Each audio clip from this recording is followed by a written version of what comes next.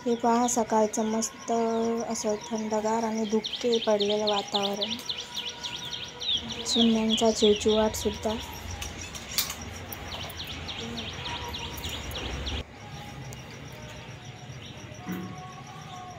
आणि सकाळी उठल्या उठल्या आम्हाला महादेवाच्या कळसाचं दर्शन होते आमच्या वाड्यामधून.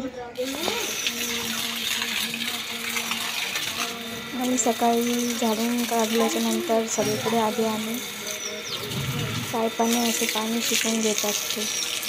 त्यानंतर मी ओटा वगैरे सगळं धुवून घेते रोजचं, कारण रोडवर असल्यामुळे धूळ इतकी असते ओट्यावरती आणि घरामध्ये सुद्धा. त्याला रोज 2 टाईम जरी धुतलं तरी त्याला त्याच्यावर तेवढीच धूळ असते.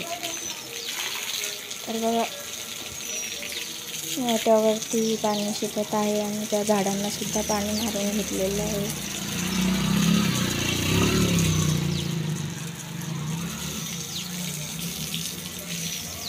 तिथे समोर आम्ही थोडंसं रांगोळीपुरतं सिमेंटचं केलेलं आहे ओटा, आणि तिकडे झाडांना सुद्धा मारून घेतलेलं आहे. आणि मनी प्लॅन्टचा वगैरे बघा किती उंच आणि मोठा झालेला आहे. त्याचे पानंसुद्धा खूप मोठे मोठे झालेले आहे. आणि दसरा झाल्याच्या नंतर आम्ही टाकत असतो रोज शेणाचा सडा,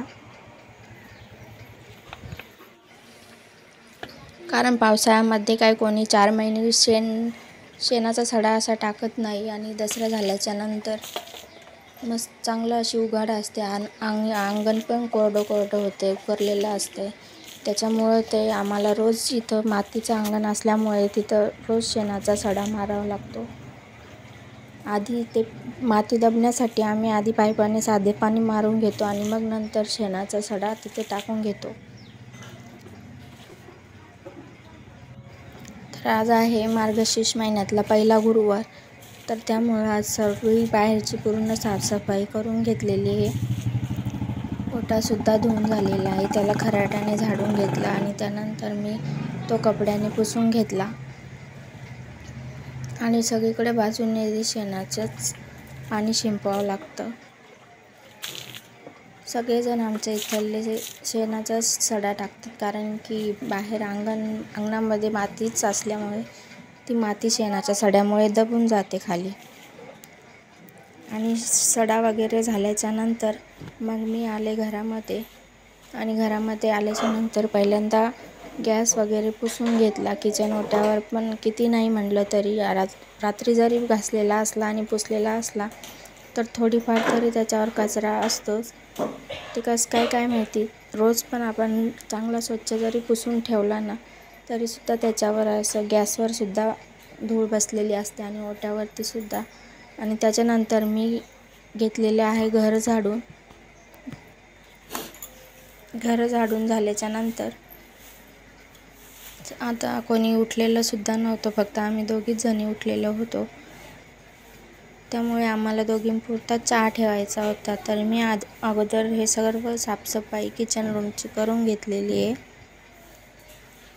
झाडून काढल्याशिवाय मी तसा चहा ठेवत नाही. तर मी ब्रश वगैरे झाल्याच्या नंतर बाहेरची सर्व कामं झाल्याच्या नंतर झाडून घेतला आणि नंतर आले चहा ठेवण्यासाठी. तर आज आमच्या दोघींना चहा सकाळी सकाळी आम्ही दोघीच जणी घेतो, कारण की बाकीचे सगळे झोपलेलेच असतात. शाळा असली की मुलं उठतात, नाही तर मग आज गुरुवार असल्यामुळे मोठ्या मुलाची शाळा ही 11 वाजता असते आणि एका लहान्याची 9 वाजता असते. त्याच्यामुळे ते दोघेही आज झोपलेले होते. आणि काल अद्रक आणली होती, तर ती तशीच कॅरीबॅगमध्ये होती, तर ती मी काढली आणि ही कंटेनरमध्ये ठेवून दिलेली आहे. म्हणजे ते अशी ओली पण होत नाही आणि चांगली राहते जशाच तशी. तर हे कंटेनर मी ऑनलाईन बोलवले होते. 280 रुपयामध्ये मला 6 कंटेनर हे पडलेले आहेत. तर भेंडी अद्रक असे मिरच्या अशा भाज्या ठेवण्यासाठी ते उपयोगी पडते. आणि भाज्यासुद्धा त्याच्यात जशाल तशाच राहतात बघा. आणि आता मस्त चहासुद्धा उकळलेला आहे. 2 कप चहा मी ठेवलेला आहे. तसं तर मला रोज चहासोबत काही ना काही खायला पाहिजेच, पण आज उपवास असल्यामुळे काही विलाज नव्हता, त्यामुळे तसाच चहा घेतला की असं मळमळायला होतं आणि तोंडाला पाणी सुटतं. पण असो, उपवास असला तरीसुद्धा सकाळ सकाळ पोटामध्ये काहीतरी पाहिजेच. आणि चहा वगैरे झाल्याच्यानंतर, आंघोळ वगैरे झाल्याच्यानंतर मी आमच्या वाड्यातच भरपूर अशी झाडे आहे, तर त्या झाडांचेच 5-5 पानं तोडून घेतलेले आहेत. हे आहे पेरूचं झाड, याचेसुद्धा 5 पानं मी तोडून घेत आहे. बघा, याला पेरू खूप येतात, पण आमच्या इकडं माकडं असल्यामुळे ते माकडं काय आम्हाला खाऊच देत नाही, तेच खाऊन घेतात. तर पेरूच्या झाडाची 5 पाने तोडली आणि त्यानंतर त्याच्यावर धूळसुद्धा खूप बसलेली होती. आणि इथं बघा समोरच त्याच्या शेजारी सीताफळाचं सुद्धा झाड आहे. सीताफळ पण बघा किती लागलेले आहेत मस्त, पण अजून पिकलेले नाही. त्या सीताफळाच्या झाडाचे सुद्धा 5 पाने मी तोडून घेतलेली आहे. आणि जास्वंदीच्या झाडाचे 5 पाने, गुलाबाची 5 पाने आणि ते पांढऱ्या फुलाचं झाड असतं ना, त्याचे सुद्धा 5 पाने मी तोडून घेतलेली आहे. तर बघा,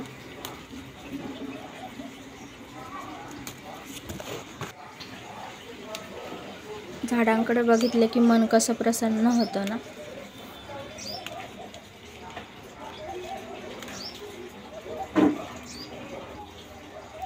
आणि त्यानंतर माझ्या मोठ्या मुलाला मी म्हटलं की आमच्या शेजारी म्हणजे शेत आहे ना, तिथंच केळीचा मळासुद्धा आहे, तर तिथून त्याला केळीचे खांब पूजेसाठी आणायला सांगितलेले होते.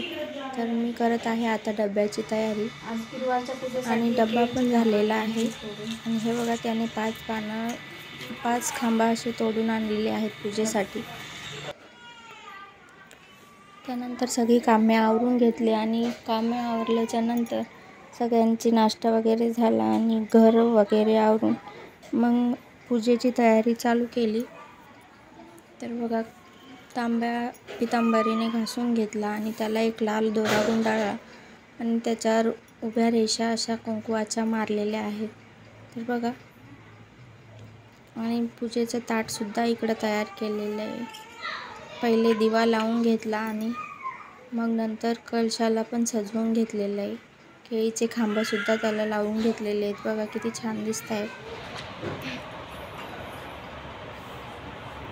अशा प्रकारे पूजा मांडणी चालू आहे. तर पुढे बघाच, व्हिडिओ स्किप न करता.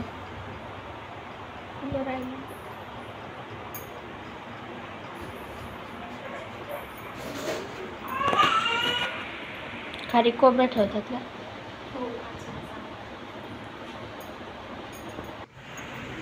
हाय, हॅलो, नमस्कार. मी जया स्वागत करते तुमचं माझ्या नवीन एका मराठी ब्लॉग चॅनलवरती. तर आज आहे मार्गशीर्ष महिन्यातला पहिला गुरुवार. तर बघा, आम्ही आज उपवास धरलेला आहे आणि तुम्ही पण धरलाच असेल. आणि बघा, अशा पद्धतीने आम्ही आज पूजा मांडलेली आहे. हा उपवास कुमारिकासुद्धा धरू शकतात. या गुरुवाराची पूजा मानल्याने आपली इच्छापूर्ती पूर्ण होते आणि घरात भरभराटी राहते, आनंदी राहते.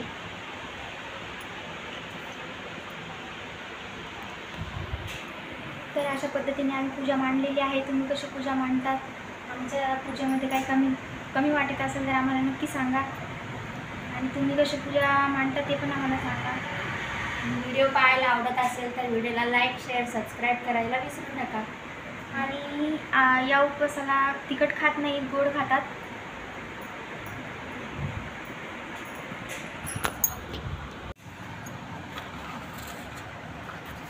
तर साधी आणि सोपी अशी पूजा मांडून झालेली आहे आमची.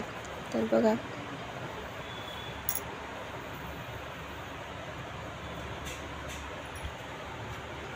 पूजा झाल्याच्या नंतर घरात सुद्धा इतकं प्रसन्न असं वातावरण वाटत होतं.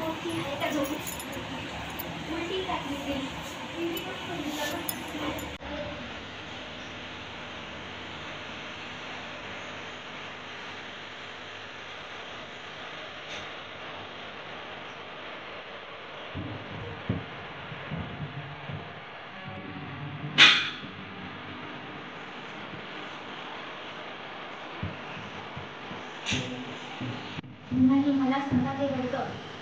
मी बहीण म्हणते निवाण होत नाही, नाही नाही केलं सोडणार नाही केलं शब्द बोलणार नाही तोपर्यंत तिला बटाटा जसं सांगितलं ती उठली बा काढली गेली निघणारच तो गाडी करून ते दोन्ही लगबगी